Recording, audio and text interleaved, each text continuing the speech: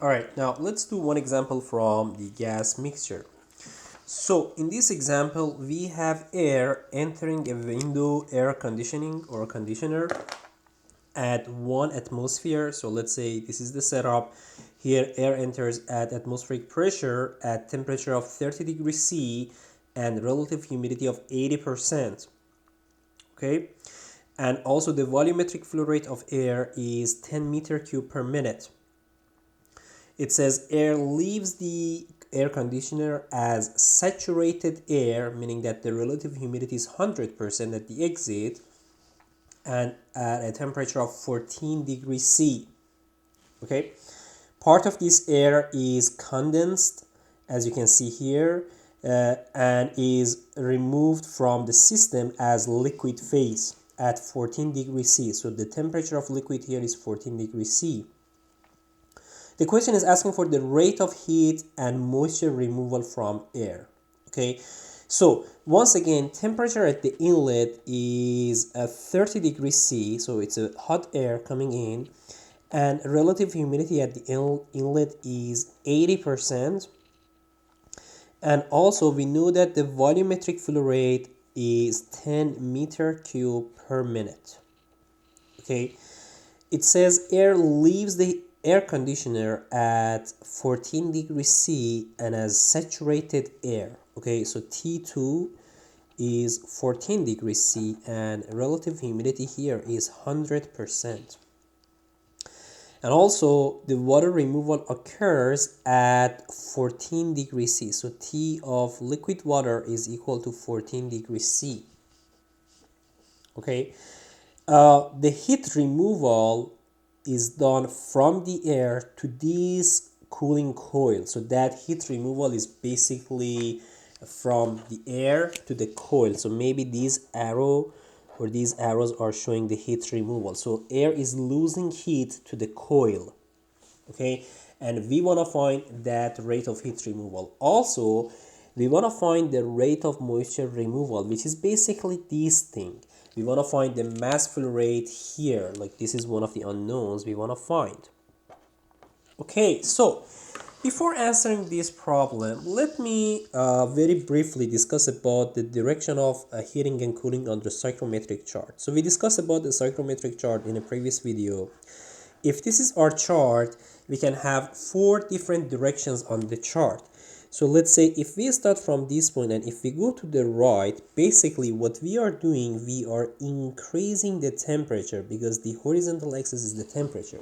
So going to the right increases that dry bulb temperature, meaning that we are basically doing a heating process if we go to the right. If we start from this point and go to the left, we are decreasing the temperature, and that is the cooling process. So going to the left in general is cooling process. If we go upward, basically the relative humidity increases because if you remember, this was the orientation of the constant relative humidity lines. And as we go in this direction, the relative humidity increases. So basically going up means that we are humidifying, and going down means we are dehumidifying.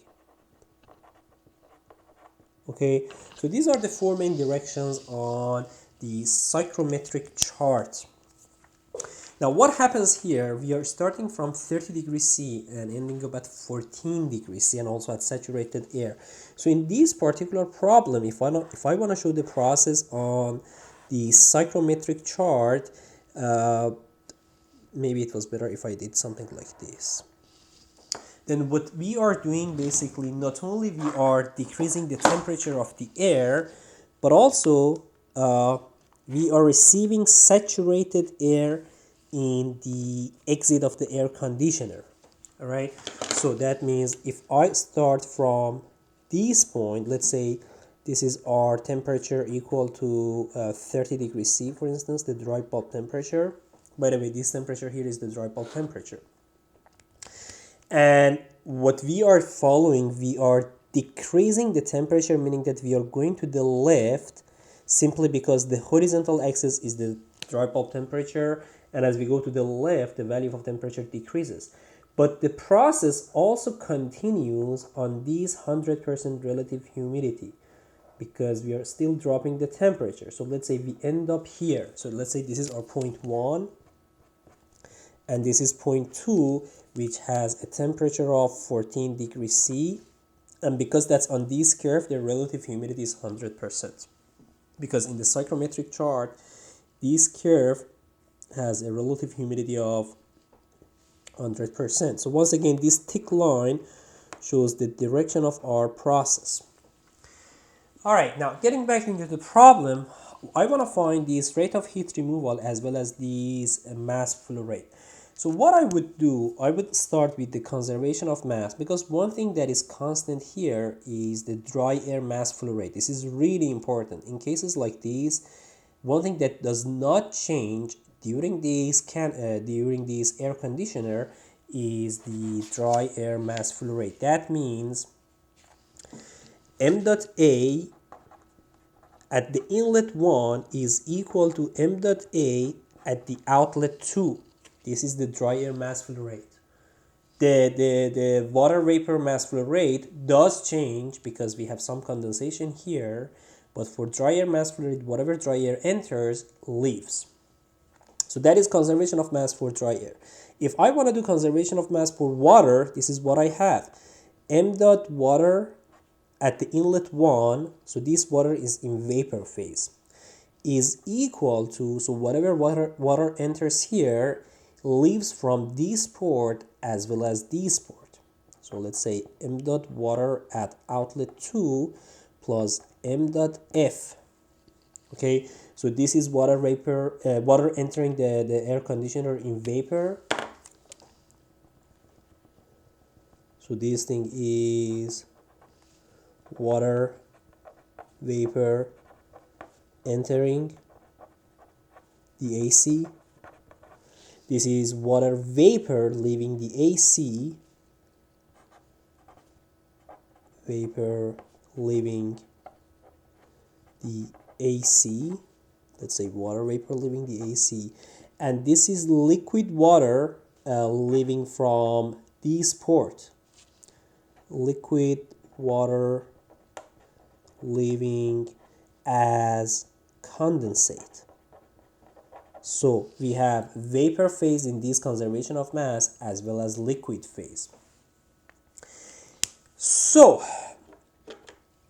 one thing I can do, getting back to this equation, I can obtain the rate of dry air mass flow rate, because the rate of dry air mass flow rate is equal to the volumetric flow rate over the specific volume.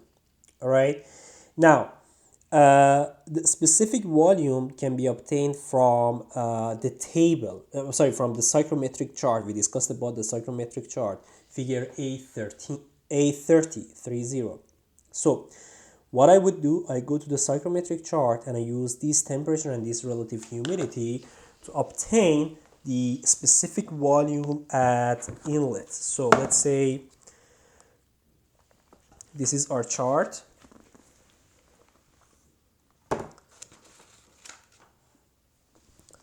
Trying to find my pencil. Where did I put it? All right, anyway. The temperature is 30 degrees C, so this is my 30 degrees C. And I also have the relative humidity of 80%, so this is the line that I have at 80% relative humidity. It's right here, because this line is for 80%, so this is my point.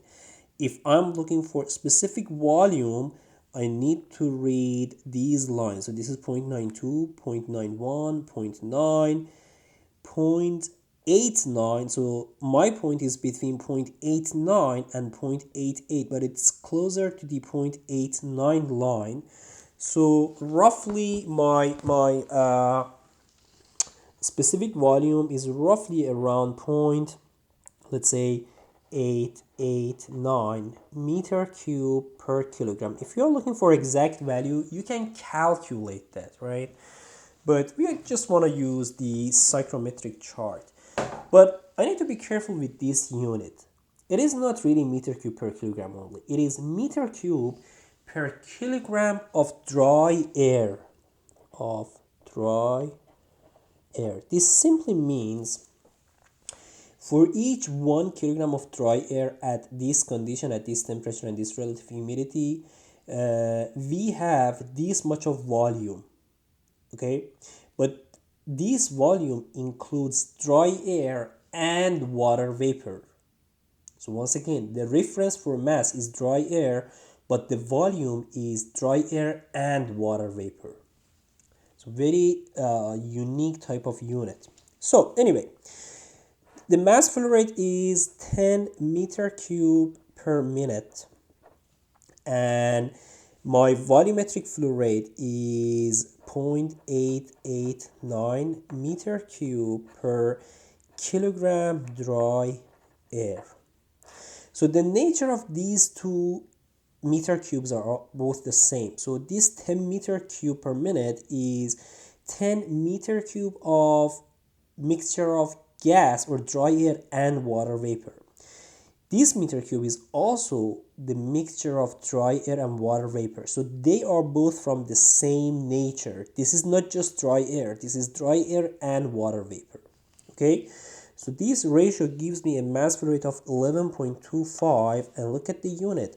It's going to be kilogram dry air per minute. That means during each 1 minute I have 11.25 kilogram of dry air going in, but also there is some water vapor going in as well. But this is the only, this is mass flow rate of only the dry air. I'm sorry. Okay, so this means I have this value, like this value is checked, I have them. Now, I'm going to work on this equation, okay?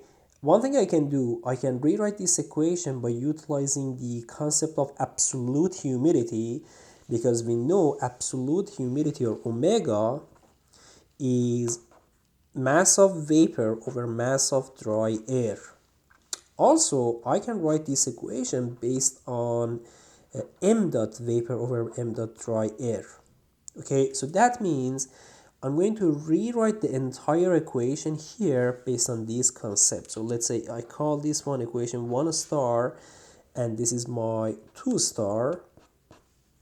So by combining 1 star and 2 star, I will have this. Instead of m dot vapor or water vapor at inlet 1, I would say omega 1 multiplied by dry air mass flow rate here.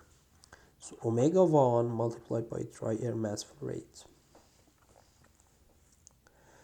is equal to omega 2 m dot a. You know what? I can put m dot a1 and m dot a2, but I know that they are both equal to each other. So let me just call them m dot a, which I also have the value. So these two, this is m dot a1 in fact, and this is m dot a2, but they are equal to each other because of the conservation of mass. All right, so getting back into here, I did this one, I did this one, and then I have m dot f. M dot f is what I'm looking for. So this is question mark. And this can be obtained by solving this problem, or this equation, I'm sorry, why did I do check mark? This is question mark. So this thing here is question mark. This is checked, this is checked. Omega 1 can be easily obtained from the psychrometric chart because I have the temperature and relative humidity. Okay, so you go to the psychrometric chart, you obtain omega 1. So the value I obtained for omega 1 is equal to 0.0216 kilogram H2O over kilogram dry air. You know what? Because this is important, let me show you how to get that from the chart. So going to the chart, we have 30 degrees C for the temperature and 80% for relative humidity. So once again, this is our point, right? Now, in order to obtain omega 1, you want to go to the right horizontally. So this is what you are going. So if you see My number is between 20 and 22, but it's closer to 22, and it's probably 21.5, 21.6. But the unit here is gram moisture per kilogram dry air. Be very careful with the unit. Whatever you see here, this 22 is grams, all right? We are doing in kilograms, so you want to convert the gram to kilogram. So that's why I reported this number, 0.0216 kilogram moisture per kilogram dry air. Okay, so, and also I can do the same thing with omega 2 because I have temperature. I can go to the table. I have the temperature and the relative humidity. I can go to the psychrometric chart and read omega 2, and by converting the unit, that will be 0.01 kilogram moisture over kilogram dry air. So that means, getting back into this equation, my omega 1 and omega 2 are also checked. Okay?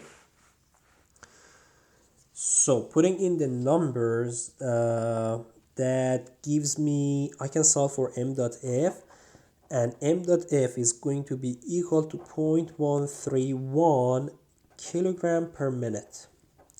This is the rate of condensate removal. During each 1 minute, we have 0.131 kilogram of liquid water removed from the AC, from the air conditioner, in terms of the condensation. All right? So this is some part of the answer to this problem. But also, we want to find these arrows. Like, these arrows are the rate of heat removal from the air. That heat is transferred to the coil, to the refrigerant, let's say, we have within the coil. So in order to find the rate of heat removal, we want to do conservation of energy. Okay, so let's say this is my coil, and in this coil, let's say we have the refrigerant passing through, and there is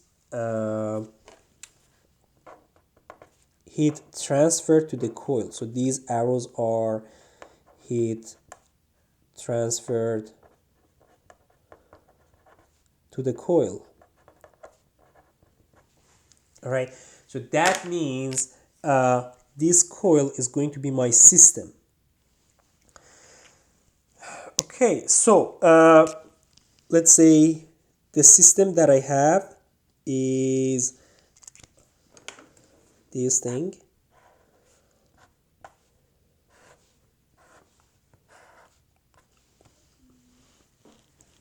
In order to find that, I'm utilizing the conservation of energy. So the conservation of energy says energy going in minus energy leaving is equal to the change of energy within the system. This is an open system, so we are solving per unit time. We are solving under steady state condition. That means there is no energy stored within the system. That means whatever energy enters leaves. Okay, so let me clarify our system into this schematic. Our system into this schematic is going to be something like this. So I'm showing the boundary of our system. Okay, so this is our system. In this system, we have energy coming in form of mass. So here we have energy coming in. We have some form of energy leaving in form of mass. We have another form of energy leaving in form of heat, which is removed here. Okay, so we want to account for that. Also, there is a liquid mass here leaving the system, so we want to account for that as well. Okay, so for E dot in, all we have is M dot A multiplied by H1, right? And for E dot out, we have M dot A H2 here plus M dot F HF plus Q dot. Okay, so this is inlet 1, this is outlet 2, and this is the rate of moisture removal, M dot F.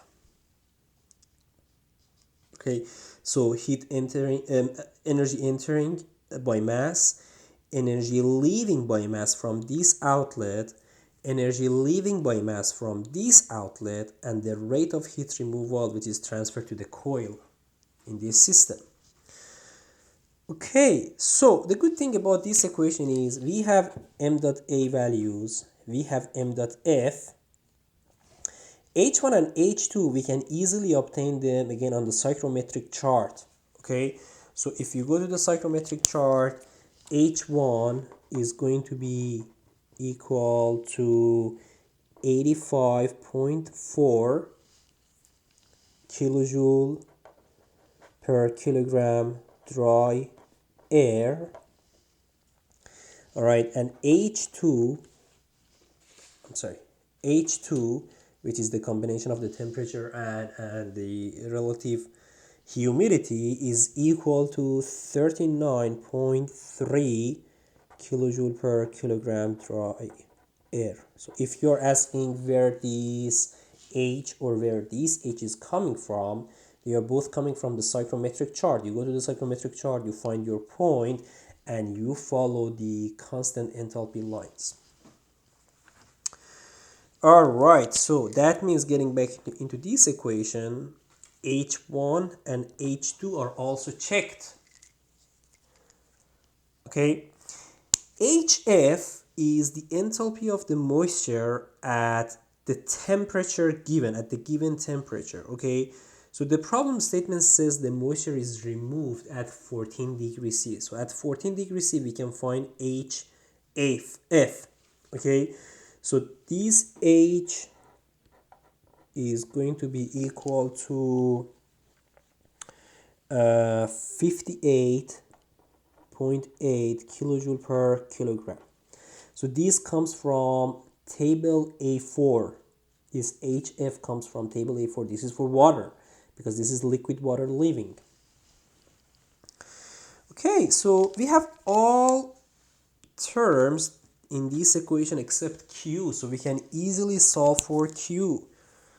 So the first one, m dot A, is 11.25 kilogram per minute multiplied by H1, which is 85.4 kilojoule per kilogram dry air. Okay, is equal to, once again, m dot, which is 11.25 kilogram per minute multiplied by H2, which is 39.3 kilojoule per kilogram dry air, plus m dot f, which is 0.131 kilogram per minute multiplied by HF, which is 58.8 kilojoule per minute, plus Q dot. Okay, now there are 2 points about this equation, about the numbers that I put. The first point is about the kilogram that I have here. So this 11.25, here I mentioned it's kilogram per minute because this is coming from here. In fact, that is kilogram dry air per minute. All right. That's a very good thing because this is kilogram, since this is kilogram dry air. This is because the kilogram dry air per minute is multiplied by kilojoule per kilogram dry air. So let's say the kilogram dry air cancels this one. So I end up with kilojoule per minute. That's one point about this. So long story short, the first point was the fact that this kilogram is the kilogram dry air, which cancels this one. The second point is that's absolutely fine if your time is in minute. I know that usually we do time unit in second, but because all of them are in minute, we are basically good unit wise. Like unit is fine. Okay, so if you solve that, we will end up with Q dot equal to 510.9 kilojoule per minute. And this is the rate of heat removal in this air conditioner.